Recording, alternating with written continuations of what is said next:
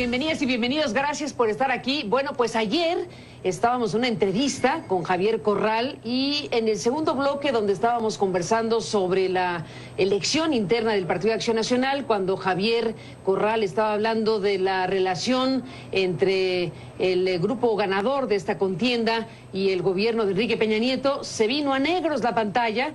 Y bueno, pues hubo muchos tweets y muchos mensajes en donde se hablaba de que se había censura y que se había cortado esa entrevista, cosa que no corresponde a la realidad. Sufrimos un problema técnico. El trabajo de nuestros ingenieros a lo largo de estos últimos días ha sido muy importante para cambiar el control maestro del Buró de México para hacer la transición del sistema estándar al sistema al High Definition digital. Y bueno, pues en este proceso estamos y tuvimos una pequeña falla transicional hacia el tema digital. Y ahí fue donde se quebró la transmisión y se vino a negros la pantalla. Le pedimos a Javier Corral que una vez que había ocurrido eso y que no pudimos continuar la entrevista al aire, que el propio Mario González, nuestro compañero de Perspectivas, tampoco pudo presentar su noticiero momentos después de nuestro programa. Bueno, le propuse a Javier Corral que no se fuera y nos quedamos para grabar lo que ahora vamos a transmitir a este día siguiente, para grabar esta conversación y retomar el hilo de lo que ayer fue suspendido en esta charla por razones de este fallo tecnológico, motivo de esta transición. Javier, gracias por estar aquí de nuevo. Seguimos conversando sobre el tema. Gracias por continuar la entrevista. Yo pensé que Anaya había echado un telefonazo a Atlanta, pero ya nos dimos cuenta que no. No, es un tema que se responde claramente. Me consta que hay una falla técnica. Bueno, lo vivimos yo también lo aclaré, yo lo aclaré inmediatamente en Twitter. Pero bueno, interesante bueno, a ver, antes de retomar el hilo de la conversación, interesante la reacción que tú mismo y yo vimos cuando se suspendió la transmisión por este momento de negros en la pantalla. Pues mucha gente rápidamente dijo, ¿censura? Hay una sensibilidad en México interesante. Sin duda. Sin duda el tema de la censura en México. Yo podría decir que sí la hay, no en este caso. Pero hay una reacción rápida hablando de esto que amenaza nuestras libertades. Déjame te pregunto de eso y luego seguimos con el PAN. ¿Qué te parece? Claro que sí. Yo efectivamente creo que en México la regresión autoritaria que estamos viviendo tiene distintos flancos. Ha vuelto a acechar las libertades políticas y por supuesto el control de medios de comunicación ha vuelto como en ninguna época, por dos vías. Por la vía del financiamiento, cada vez se incrementa más el presupuesto público en materia de publicidad y propaganda gubernamental. Son carretadas de dinero las que el gobierno entrega a los medios de comunicación. Simplemente en el último semestre del gobierno de Peña Nieto se incrementó 227% el presupuesto para publicidad gubernamental. ¿En un semestre? 227%. Pero también hay una serie de acciones de presión sobre medios que han venido generando la ausencia de comunicadores o de voces críticas. Tú mismo lo puedes comprobar. En el conjunto de la televisión, pues ahí no hay mayor problema. Ahí, ¿cuál es la voz crítica que podamos identificar en términos reales al gobierno de Peña Nieto? En la radio son pocas las voces ya críticas del gobierno y sí hay como que una presencia muy clara en medios impresos de un control muy cuidadoso de la figura del presidente de la República. Lo vimos con el caso de la Casa Blanca. El asunto que tú develaste al país y al mundo, como asuntos como ese, el conjunto de los medios los sofoca o los olvida o no les hace segunda, como se dice. Reportajes como el de las ejecuciones de Apatzingán, tremendo. Solo en tu portal el conjunto de los medios le hizo el vacío a una investigación periodística muy bien documentada, con audios, como incluso la Secretaría de Gobernación se adelantó a la salida del reportaje. O sea, hay muchos signos de censura y de control de la información. Y lo más grave de esta regresión autoritaria, para volver a hilvanar lo que yo creo que es la principal crisis del sistema de partidos, es esta ausencia de oposición frente a esta regresión autoritaria. No hay contrapeso, no hay equilibrio, La oposición está absolutamente domesticada. Estamos viviendo un oficialismo, una partidocracia de Estado, en donde los principales cárteles políticos que secuestraron a los partidos de oposición están en plena colusión con el gobierno de Peña Nieto, que es donde entraron los negros por la falla técnica ayer. La pantalla negra. La pantalla negra. Cuando estabas exactamente en ese punto y la gente dijo, cuando hablaron de ese asunto los cortaron, bueno, ya explicamos la razón. Y esa sensibilidad de la gente es precisamente por casos como el tuyo, tu ausencia en la radio, por ver incluso cómo otras voces, como la de Ferriz de Con, hay que decirlo, más allá de nos guste o no su estilo periodístico, está fuera también de un espacio radiofónico. Hay un conjunto, pues, de hechos, la regresión, las agresiones que se viven en los estados a los periodistas en México, la impunidad, la protección que se le brinda a Javier Duarte desde el gobierno de Peña Nieto, a ese estado que es zona de riesgo para el ejercicio del periodismo como si fuera una zona de guerra. Todos estos son elementos que hablan de la gran regresión autoritaria que vive el país. Javier Corral, ayer te escuchamos hablar del proceso interno del PAN, de este resultado. Tú me dijiste en un corte, déjame retomo el asunto, un resultado que consideraste soviético, porque es un 81.91 contra un 16.03 tuyo. ¿No reconoces, independientemente de todo lo que dijiste ayer sobre un padrón inflado, sobre, por otro lado, rasurado en otra medida, simultáneamente, un conjunto de situaciones que dijiste no hicieron que el suelo estuviera parejo? ¿Aún así decidiste participar? Sí. Y aún así está este resultado que también te debe llevar a una reflexión de, independientemente de que le llames soviético, ¿qué te dice al final?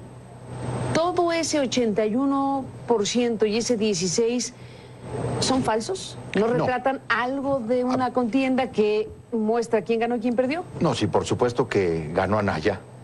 ¿No te queda duda? No, claro que no. O sea, ganó Anaya, ese triunfo, por supuesto que está ahí. Y he señalado que en mi caso es un resultado muy adverso. Siempre pensé, Carmen, que estaba cuesta arriba, y lo dije abiertamente cuando postulé mi candidatura. Estaba muy difícil, yo sabía lo que me enfrentaba, tenían meses trabajando, pero sentí el deber de hacerlo. ¿Por qué entrar en una situación descrita por ti tan dispareja? ¿Como para qué competir con amplio margen de desventaja? Porque era fundamental. ¿Con ganas de perder? No, yo, sinceramente, sí llegué a apostar a que podría mover la vibra de las bases. De las bases. ¿Y dónde están las bases del PAN? Mira, están muy desanimadas, están muy alejadas. ¿No oyeron tu llamado? Tuve poco tiempo. Efectivamente no pude llegar con el mensaje a todo el panismo del país. Tuve una campaña de 30 días. Tenían mucha prisa por empezar, limitaron un solo debate y tenían prisa por terminar. La anterior contienda entre Cordero y Madero fue de 60 días. A nosotros dieron 30, ni siquiera un día por estado. Estuve en una campaña contracorriente a contrarreloj. Y realmente no pude llegar a toda la base del partido. Incluso me boicoteaban muchos eventos, quiero decirte. Incluso me negaron la entrada a algunos comités municipales del partido en el país, porque no querían ni siquiera que le hablara a la base del partido. Obviamente, debo decirte, sí esperaba una mejor respuesta entre eso que yo he llamado la reserva moral del PAN. Esperaba, por supuesto, mover a un conjunto mayor de panistas, pero hay mucha gente que ha perdido la fe en la lucha e incluso en la democracia misma, que están muy alejados. También hay muchos compañeros del partido que están fuera del padrón y los encontré en todo mi recorrido, quejas cotidianas sobre me sacaron del padrón, me borraron, me rasuraron. Sin embargo, sentí el deber de hacerlo, de orear el debate, de mover la conciencia del partido. ¿No te arrepientes? No, estoy muy orgulloso, estoy muy satisfecho de la batalla que di. Es que es muy rudo el resultado, dirán muchos, pues, ¿no? Pero fíjate que con todo y lo que significa el 81%, o súbanle o quítenle, pónganle más, lo que yo te dije es cierto, este es un resultado soviético. O sea, esto es lo que hizo el Partido Verde Ecologista allá en Chamula, en el estado de Chiapas. O sea, este resultado te habla de la dimensión, del tamaño de la crisis que vive el PAN. Es una maquinaria que controla los padrones del partido, que moviliza a mucha gente que ni siquiera sabe que es miembro del Partido de Acción Nacional. O sea, los acarreos en distintos estados fueron vergonzosos. Eso es lo que criticábamos siempre hacia afuera y que ahora lo practicamos adentro. Pero además, como te lo decía ayer, este padrón inflado está reconocido por el propio ganador de la contienda. Él mismo puso como primer punto de su plan de trabajo depurar el padrón después de la elección. Por eso, claro que no voy a levantarle la mano. No digo que no reconozco los números y el resultado. Digo que yo no me presto a ser parte de una fotografía, parte de un acto decorativo.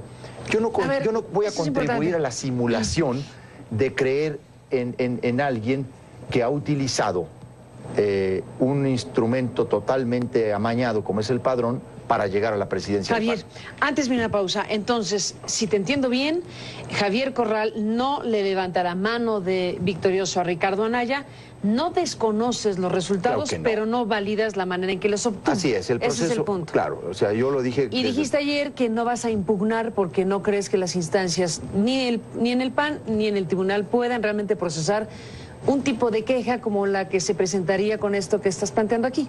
Porque el tribunal nos dio muestras de esa misma colusión. El Tribunal Electoral del Poder Judicial de la Federación avaló el padrón del partido, una aberración, una resolución verdaderamente absurda, el padrón inflado.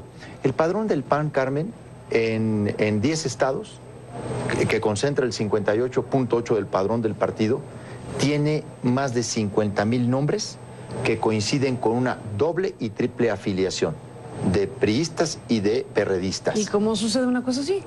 Porque se ha venido a meter, se ha metido gente de todos lados. Te di el dato del padrón de Puebla, cómo creció. En un mes metieron a casi 7,000 miembros del partido. Eso es lo que al final de cuentas está aquí en este triunfo. Javier Corral, hacemos una pausa y regresamos en esta conversación. Volvemos en un instante.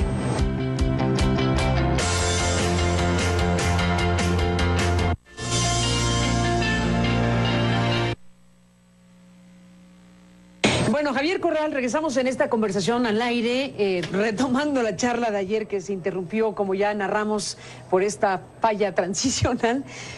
Oye, fíjate nada más, nosotros hablando de México, y digo falla transicional, hablando de un asunto tecnológico, técnico, pero también podríamos poner el concepto de falla transicional en México después de todo lo que estás diciendo aquí. ¿Qué pasó con la transición democrática mexicana si suceden cosas como las que estás aquí narrando? Pues hay una regresión brutal. No se sentaron las bases de una verdadera transición, porque no se demolió el régimen político, corporativo, clientelar, porque quedó intacto y porque al final de cuentas... Reproducido. Sí, al final de cuentas ese es el sistema que ha podido regresar con toda fuerza en este momento. En ese escenario que describes, que es muy fuerte, Javier Corral, dime una cosa, ¿cómo es que viene la política en México? Sí, Ricardo Anaya Cortés gana la presidencia del Partido Acción Nacional. Si Manlio Fabio Beltrones está a un punto de ser el nuevo presidente del PRI, con todas sus implicaciones y connotaciones, en algo que ha dicho con todas sus letras, es para acabar con lo que de por sí no había acabado, que es la sana distancia entre el presidente de la República y el Partido Revolución Institucional. El PRD en su propia encrucijada, con un presidente que renuncia y que tendrá que vivir un proceso, al igual que los otros dos partidos, de renovación de dirigencia nacional. ¿Qué ves con estos actores, Beltrones, Anaya, quien venga del PRD? En la interlocución política y en lo que va a pasar rumbo a las cosas que son importantes en materia política en México. Yo digo que se agudizará el contubernio, la colusión. Vamos a seguir viendo al partido aprobándole ministros a modo a Peña Nieto. Y lo vamos a ver en un mes y medio. Va a seguir... Ministros de la Corte. Ministros de la Corte de Peña Nieto. ¿Cuántos faltan por renovarse? Dos más este año. Vamos a seguir viendo esta colusión de intereses porque, insisto, tienen compromisos oprobiosos y han ido muy lejos con el gobierno. Y se va a agudizar la regresión política. ¿Oprobioso es fuerte la palabra? Pues porque al final de cuentas, cuando ves el silencio del partido frente a la corrupción política de Peña Nieto, cuando ves esa inactividad opositora, que en un régimen democrático la oposición tiene el deber de contrapesar y de equilibrar, por supuesto que te das cuenta de el intercambio de reformas, no por reformas, el intercambio de reformas por puestos, por ministros, por jueces, por magistrados, por la repartición de los órganos reguladores. Digo, en eso acabó el Pacto por México. Terminaron las grandes reformas repartiéndose pedacitos de cuotas partidistas. ¿En qué terminó el INE? Por favor, pues ha terminado en una repartición de cuotas de partidos. Dijimos que íbamos a quitarle a los gobernadores el control de los órganos electorales porque lo hacían con base en cuotas de partido, pero se hizo la gran distribución acá arriba de cuotas de partido. El problema creo que se va a agudizar. La regresión en México se va a agudizar. Beltrones no es ningún demócrata, no es la figura moderna ni reformadora. Beltrones encarna la habilidad del viejo sistema, que sí es muy hábil, que es muy inteligente, sí, pero para afirmar las peores cosas del poder. Y por cierto, el PAN tendrá una debilidad en la relación de Ricardo Anaya con Beltrones. ¿Debilidad? Debilidad, la pongo con toda claridad. En la gestión de Anaya y de los coordinadores parlamentarios del PAN en la Cámara de Diputados, hubo un desfalco de 21 millones de pesos. ¿Desfalco? Un desfalco que lograron superar con una partida adicional que en la Junta de Coordinación Política les autorizó Manlio Fabio Beltrones. Repusieron el desfalco porque les adicionaron 10 millones de pesos. Les dieron 30 millones de pesos para que les cuadraran las cuentas. Lo pidieron a través del que hoy va a ser el secretario general de Anaya, Damián Cepeda, que era el secretario de la Comisión de Hacienda en la Cámara de Diputados, para que les saldaran las cuentas a estos muchachos en la Cámara de los Diputados. Esa es la información que tiene Beltrones, de Anaya y de Cepeda. El problema es más complicado de lo que creemos. Estamos en una relación que puede ser de mucha debilidad del nuevo presidente del partido con el nuevo presidente del PRI, que sabe que como los muchachos tuvieron un problema de desfalco en el grupo parlamentario, todavía no aclarado, pero que obviamente pensamos que exigírselo a Anaya que lo aclare, les dieron una partida adicional para que salieran al paso. Ese es el problema mayor que vive el país, la corrupción política que circunda a los partidos políticos.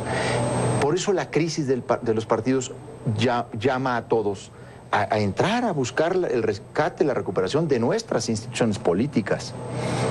Yo intenté, lo hice, no obtuve la respuesta que esperaba, el eco esperado, pero ha surgido un movimiento muy importante en el PAN, no tengas la menor duda. Te estoy escuchando y recuerdo lo que escribió un panista muy crítico tuyo, que es Germán Martínez Cázares, en donde dijo que tú, que siempre habías criticado seriamente al Yunque, por ejemplo, que es esta organización muy singular que se identifica históricamente como la ultraderecha dentro del PAN, que tenías a dos del Yunque en tu equipo. Después de la pausa nos cuentas. Sí, cómo no. Entre otras cosas, volvemos.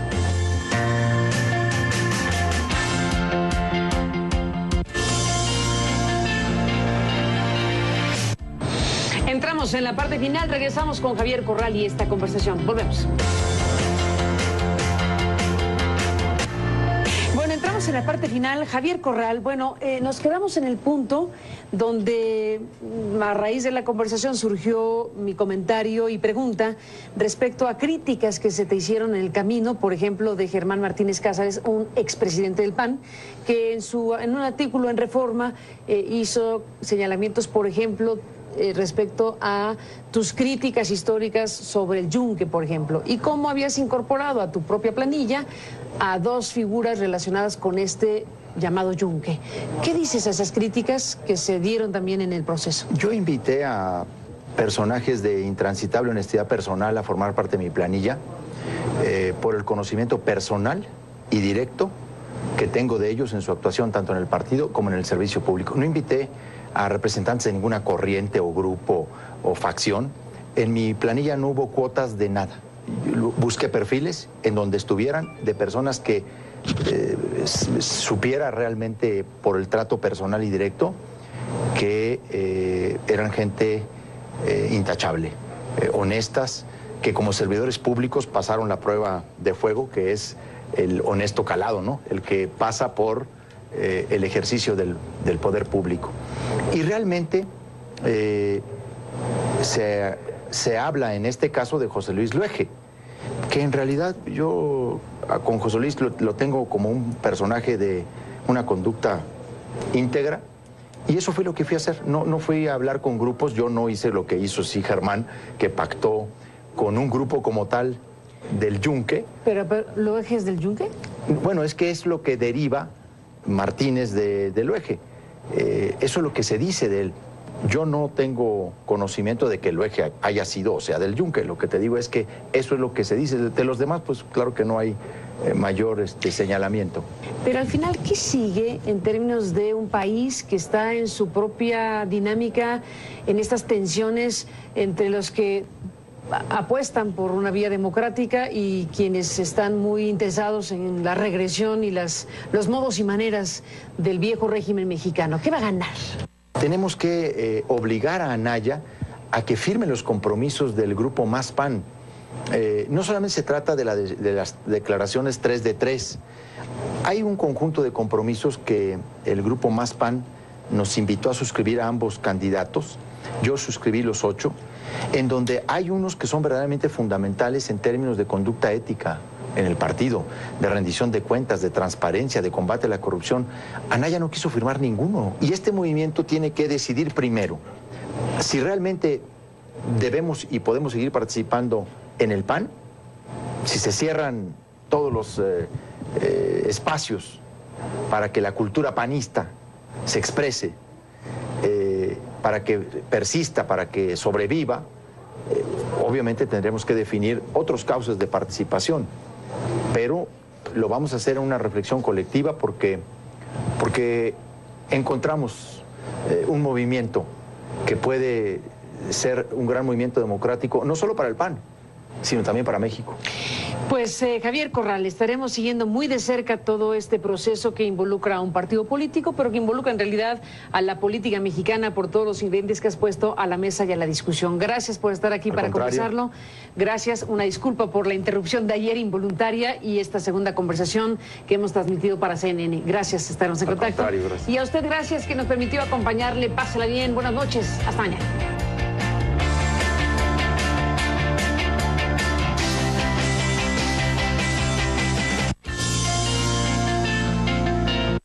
Para grabar lo que ahora vamos a transmitir a este día siguiente, para grabar esta conversación y retomar el hilo de lo que ayer fue suspendido en esta charla por razones de este fallo tecnológico motivo de esta transición. Javier, gracias por estar aquí de nuevo.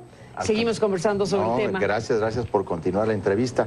Yo pensé que Anaya había echado un telefonazo a Atlanta, pero ya nos dimos cuenta que no. No, es un tema que se responde claramente. Me consta que hay una falla técnica. Bueno, lo vivimos yo también lo aclaré, yo lo aclaré inmediatamente en Twitter. Pero bueno, interesante bueno, a ver, antes de retomar el hilo de la conversación, interesante la reacción que tú mismo y yo vimos cuando se suspendió la transmisión por este momento de negros en la pantalla. Pues mucha gente rápidamente dijo, ¿censura? Hay una sensibilidad en México interesante. Sin duda. Sin duda el tema de la censura en México. Yo podría decir que sí la hay, no en este caso. Pero hay una reacción rápida hablando de esto que amenaza nuestra high definition digital. Y bueno, pues en este proceso estamos y tuvimos una pequeña falla transicional hacia el tema digital. Y ahí fue donde se quebró la transmisión y se vino a negros la pantalla. Le pedimos a Javier Corral que una vez que había ocurrido eso y que no pudimos continuar la entrevista al aire, que el propio Mario González, nuestro compañero de Perspectivas, tampoco pudo presentar su noticiero momentos después de nuestro programa. Bueno, le propuse a Javier Corral que no se fuera y nos queda relación entre el grupo ganador de esta contienda y el gobierno de Enrique Peña Nieto. Se vino a negros la pantalla y bueno, pues hubo muchos tweets y muchos mensajes en donde se hablaba de que se había censura y que se había cortado esa entrevista, cosa que no corresponde a la realidad. Sufrimos un problema técnico. El trabajo de nuestros ingenieros a lo largo de estos últimos días ha sido muy importante para cambiar el control maestro del Buró de México para hacer la transición del sistema estándar al sistema.